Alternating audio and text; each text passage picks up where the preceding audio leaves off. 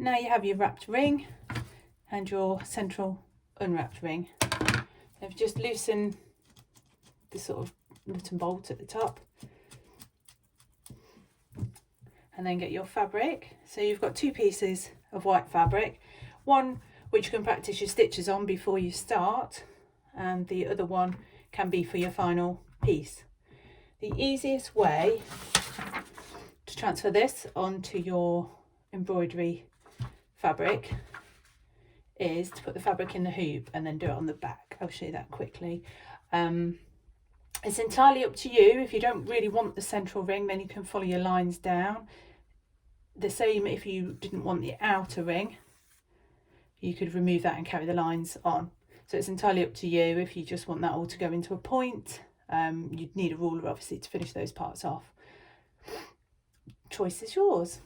With mine, it's just here. I did a 2023 in the middle, and then I plan to do rainbow colours on the outside. You don't have to put the month in, but I decided on mine I'm going to put the month all the way around.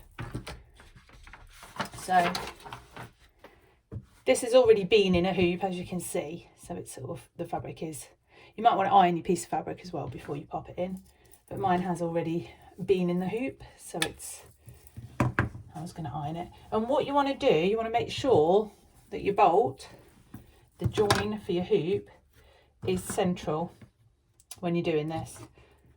So normally it's easiest to lay your fabric over the top of the smaller hoop, and then you can push the bigger hoop over the top, and you can see that it's going on the same. You might have to loosen it a bit because you've obviously wrapped this now, so just loosen it. You can loosen it by hand.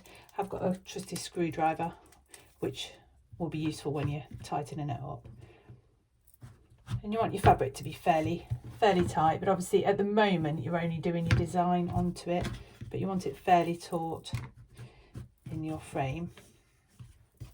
So just push it in and just make sure it's a little on the loose side, so you can just pull it gently. You don't want to pull it out of shape, but just ensure that it's sort of a bit like a drum, and you can just tighten that just to hold the nut to turn the screw. At the moment it doesn't need to be perfect because you're just doing your template, and the easiest way to transfer it is to actually lay the template down and lay that on top. And again, you want to make sure that that is at the top.